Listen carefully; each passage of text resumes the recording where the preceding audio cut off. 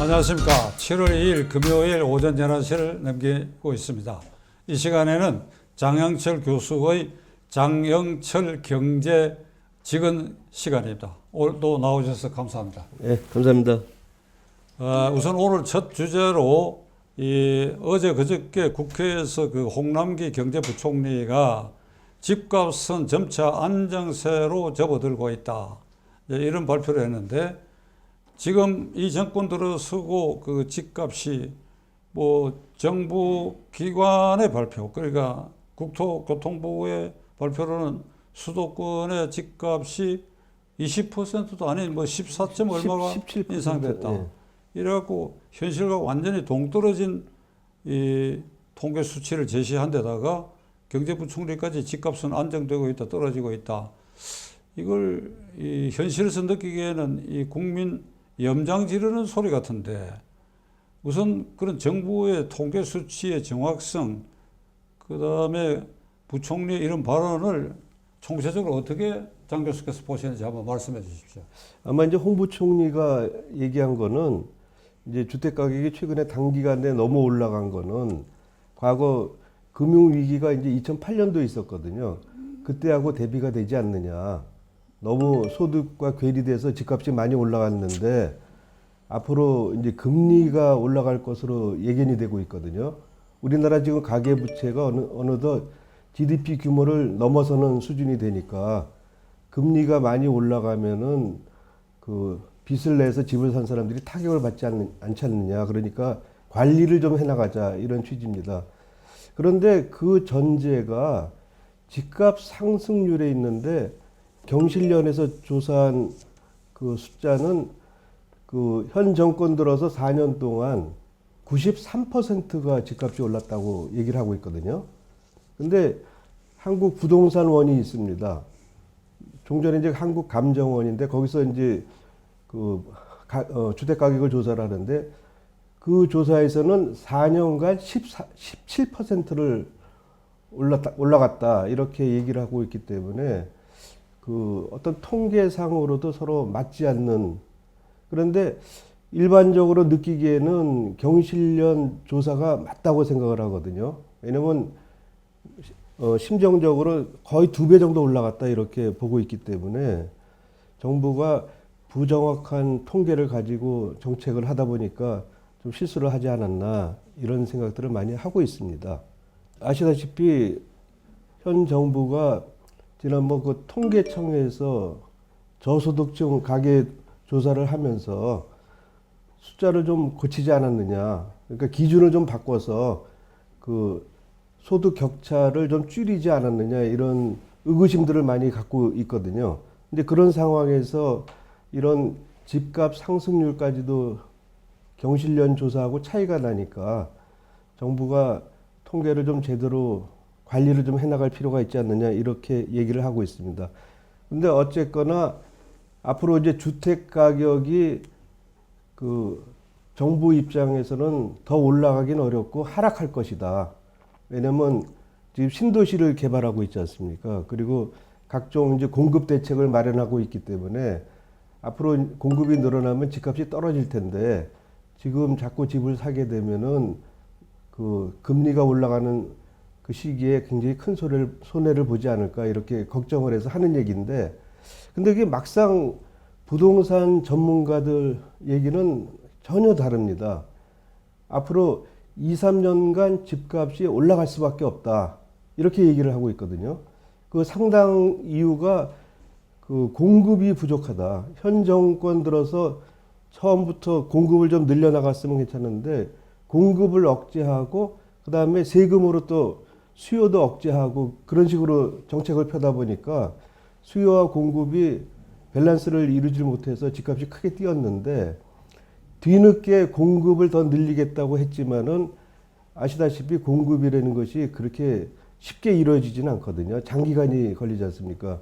오죽했으면 전에 김현미 국토부 장관께서 빵 찍듯이 했으면 좋겠다 이런 얘기까지 할 정도로 그런 한탄을 했는데, 그 신도시를 개발했다고 해서 당장 그 공급이 되질 않기 때문에 그 시차 문제로 인하여 그 앞으로 공급 부족은 최소한 2, 3년간은 계속될 것 같다. 그럼 공급이 부족하면 당연히 집값은 오를 수밖에 없지 않느냐 이런 생각들을 하고 있습니다. 그래서 이번에 특기할 만한 거는 20대하고 30대가 집을 매수하는 사례가 굉장히 많이 늘어났습니다. 일전에 젊은이들이 뭐 영혼까지 끌어모아서 집을 산다, 뭐 영끌 이렇게 얘기를 했었거든요. 근데 지금 와서 결산을 해보면 그때 영끌을 해서 집 산 사람이 아주 올바른 결정을 했다 이렇게 평가를 할 수밖에 없습니다. 왜냐하면 그 이후에 집값이 올랐으니까. 그런데 지금도 역시 그런 추세가 계속되고 있습니다. 20대, 30대 집 매수 비율이 40%나 되니까 지금 그 사람들이 이제 다급한 거죠. 특히 젊은 층들이 이러다가는 내 평생에 집 한 칸 마련하지 못하지 않느냐 이런 위기감이 드니까 이제 싼 데로 자꾸 올라가거든요. 그래서 최근에 보면 그동안 집값이 전혀 안 올랐던 인천도 이제 집값이 이제 폭발하고 있는 그런 상황을 만든 거는 결국 정부가 부동산 정책을 실패했다. 이렇게 말씀을 드릴 수가 있겠습니다. 그 집을 사겠다는 그런 동향이 그 매수 지수가 나타나고 있거든요. 매수 우위 지수가 6월 달에 103.7로 나오고 있습니다. 이거는 집을 사겠다는 사람이 더 많다는 것을 뜻하기 때문에 이런 수요가 계속 늘어나고 있습니다. 어떻게 보면은 잠자고 있던 수요가 늘어난 거라고 표현할 수가 있는데요. 이런 수요가 늘어나기 때문에 앞으로 집값은 최소한 신도시가 완성되는 시점까지는 집값이 오를 수밖에 없다. 이렇게 말씀드릴 수 있겠습니다. 그 가구 수가 1인 가구의 비중이 또 굉장히 늘어나고 있습니다. 1인 가구가 통계에 의하면은 그 2005년도에는 전체 가구의 20%밖에 안 되던 것이 2019년에는 30%로 늘어났습니다. 그리고 점점 더 늘어나서 2021년 5월 기준으로 보니까 그건 40%에 달하고 있습니다. 또 2인 가구도 24%에 달하고 있기 때문에 1인 가구, 2인 가구를 합치면은 그건 60% 수준의 그 어떤 소형 주택을 원하는 층들이 늘어났거든요. 그래서 이 부분에 대한 공급 대책이 시급히 마련될 필요가 있다고 생각이 되는데 이 부분에 대해서 공급 대책은 여전히 부족한 상황이다 이렇게 말씀드릴 수 있겠습니다. 이 정부 들어서고 25차례 이 집값 대책을 내놓았으니까 평균으로 치면 2달에 한 번씩의 집값 안정 대책이라고 내놨는데 내놓을 때마다 이게 상승하기 시작해갖고 지금 이제 임기 말에 와서는 뭐 경제부총리가 이런저런 얘기를 하지만 대통령부터 이게 손을 놓아버린 것 같아요. 이게 뭐 우리는 모르겠다. 아주 자포자기 상태로 빠졌는데 이게 다음 정권에도 가장 초미의 이 해결해야 할 문제인데 예를 들면 20, 30대 젊은이들이 집을 가질 희망이 평생 없다. 그게 제가 뭐 언론 보도나 이걸 보고 느끼는 게 아니라 제 주변에 이런 그 강박관념을 제 자신이 느끼기 시작했어요. 제 주변에 아주 가까운 사람들, 친인척 가운데 젊은이들이 도저히 희망이 없다. 그러니까 결혼도 못한다. 뭐 집이라도 뭐 한 채 가질 전망이 4, 5년 뒤나 뭐 길게는 10년 뒤에 가질 수 있다는 희망이 있어야 무슨 결혼도 해가고 애도 낳고 그렇게 살 텐데 이게 그러니까 집값 문제가 총체적인 사회 불안 문제로 이게 완전히 전환이 되어 버렸어요. 그러니까 여기에 대한 차기 정권이 어떻게 속성적으로 이 문제 해결을 할 것인가. 예. 장 교수가 평소에 생각했으면 한번 요점 말씀해 보시죠. 결국 그 집의 수요는 계속 늘어나고 있거든요. 아까 말씀드린 대로 1인 가구, 2인 가구가 급증하고 있고 또 국민 소득이 늘어나면서 더 좋은 집에 살려는 욕구가 상당히 큽니다. 지금 그 노후주택도가 30년 이상 노후된 주택 비중이 2018년 기준으로 18%나 됩니다. 그래서 사람들이 소득이 올라가면은 더 좋은 집에서 살고 싶어 하는 욕구가 있고, 또 하나는 자기가 오랫동안 살고 있던 데서 살고 싶어 하는 수요가 있거든요. 갑자기 신도시를 만들어서 저 외딴 곳으로 가서 살아라 하면은 대부분의 사람들이 별로 안 좋아합니다. 그리고 또 신도시를 만들면은 그만큼 또 교통망이 확충이 돼야 되는데, 우리 그 과거 분당이나 일산 등의 신도시 경험을 보면은 그 신도시를 만들어 놓고 교통망 확충되는데 한 10년 이상 걸렸거든요. 그럼 그 사이에 입주민들은 엄청난 고통을 당하면서 이제 서울로 출퇴근하는 그런 현상들이 벌어지고 있는데요. 그러니까 여건이 좋은 데서 살고 싶어 하는 사람들의 욕망에 대해서 정부가 충족을 안 시켜주고 있는 것입니다. 즉, 재건축이나 재개발을 통해서 도심의 직장이 가까운데 집을 원하고 있는 것이 일반적인 추세인데, 그 신도시 개발을 하다 보니까 물론 이제 당장 급한 불은 끌 수 있겠습니다만은 생활의 불편함은 굉장히 가중되고, 그래서 정부가 그 수요자 욕구에 맞춤형으로 정책을 펼치지 못했다, 이렇게 말씀을 드릴 수 있겠습니다. 최근에 그 4월에 서울시장, 부산시장 보궐선거 할 때 보니까 민주당이 이제 압도적으로 패배하지 않았습니까?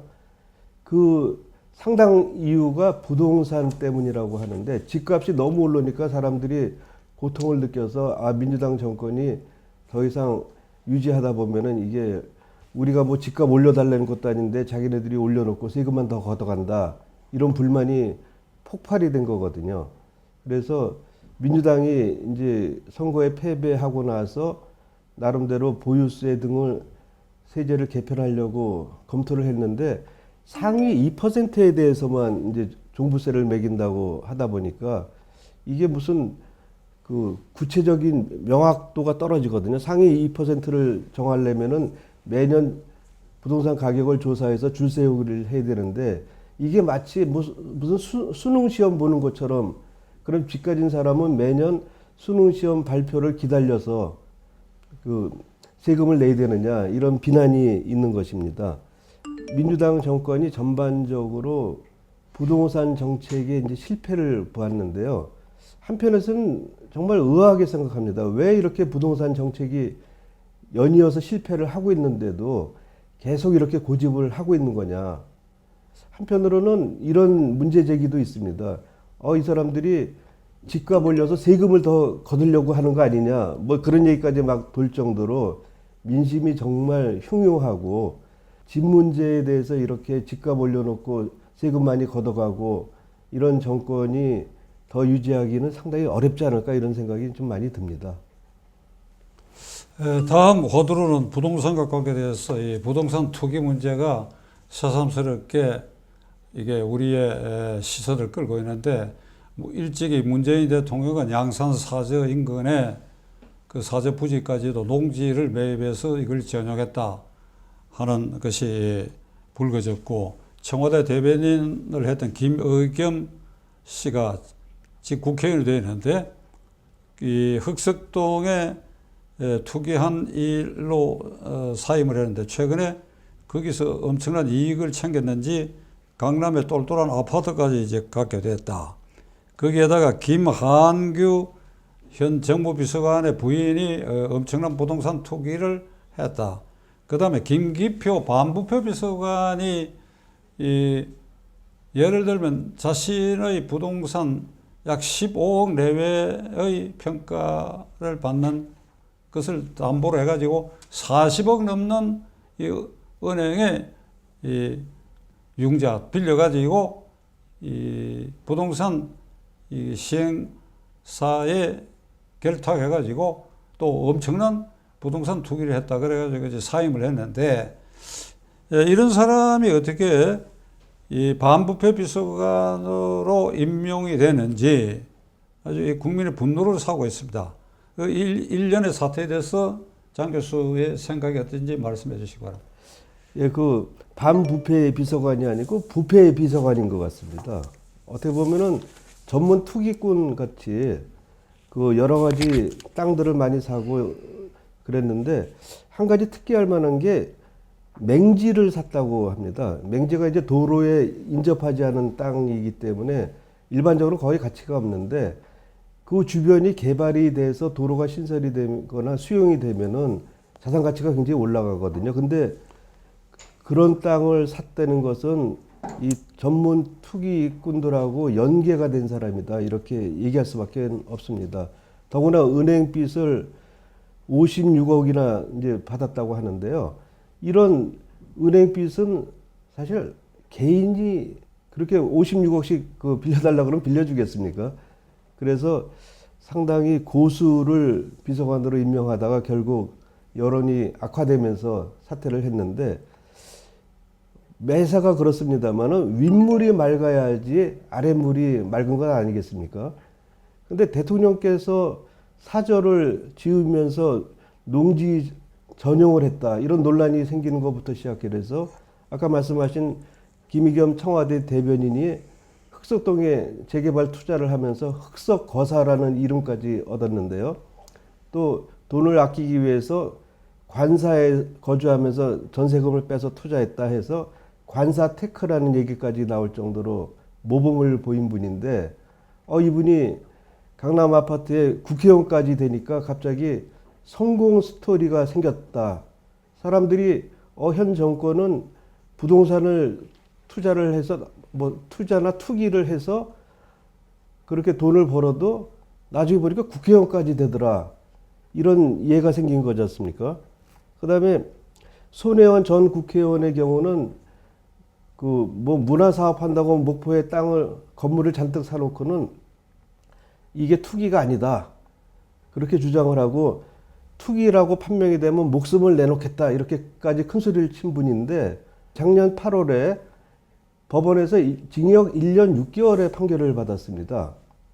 그럼 뭐 이제 최종적으로 대법원까지 가봐야 되겠습니다만은 그 손혜원 전 국회의원께서는 이 판결이 유죄로 확정이 되면 정말 말씀하신 대로 목숨을 내놓을 의향이 있는지 한번 묻고 싶습니다.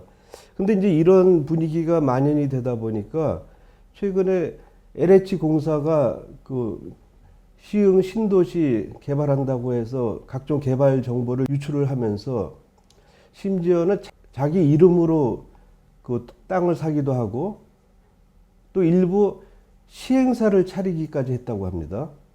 이렇게 대놓고 그 투기를 하는 사례는 역대 정권에서 없었던 일인데 왜 이런 일들이 벌어질까? 결국 위에서 드러내놓고 투기를 하다 보니까 LH공사 직원들도 우리는 해도 별 지장이 없겠구나 하고 생각한 것이 아닌가 이런 생각이 듭니다. 3월 2일 날 참여연대가 그 직원들의 투기를 LH공사 직원들의 투기를 제보하면서 이제 수사가 착수가 됐지 않습니까?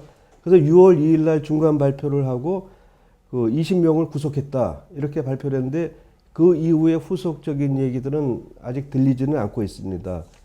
그런데 그 전에 그 언론에서도 어느 분이 얘기를 했습니다마는 그 검찰이 제대로 기능을 할 때는 이런 일이 벌어지면 즉각 투입이 돼서 증거 인멸하기 전에 다 수사를 하고 그래서 그 단죄를 할 텐데 검찰이 무기력해지고 또 이제 경찰하고 합동조사단을 편성한다 이렇게 하면서 시간을 끌다 보니까 아마 증거 확보가 제대로 됐겠느냐 하는 의구심이 생길 정도입니다. 결국 그 검찰의 그 개혁이라는 것이 검찰의 수사력을 무력화시키는 그런 역할을 하면서 앞으로 이런 고위공직자의 범죄 행위에 대해서 제대로 수사를 할 능력 있는 집단이 별로 없지 않나 이런 우려가 생깁니다. 정부 차원에서 합동조사단, 수사단을 만들었다고 요란을 했지만은 결국 나온 것은 별로 없기 때문에 왜 그런 말이 있지 않습니까? 태산 명동 서일필. 태산이 떠나갈 듯이 요동치더니 튀어나온 건 쥐 한 마리뿐이다. 이런 식의 국민들한테 허탈감을 주는 수사를 할 경우에 그 국민하고의 그 민심은 더 이반되는 것이 아닌가 이런 우려가 됩니다. 근데 정말 걱정스러운 거는 공직자들이 그 기강이 굉장히 무너졌다.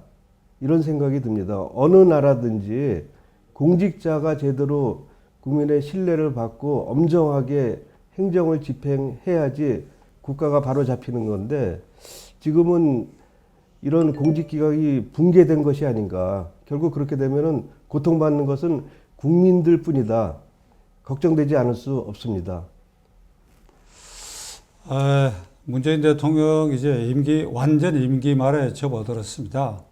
그러니까 이게 불거진 집값 문제나 부패 문제 등에 대해서 이걸 되돌이키거나 바로잡을 의지도 능력도 시간도 없는 것 같아요.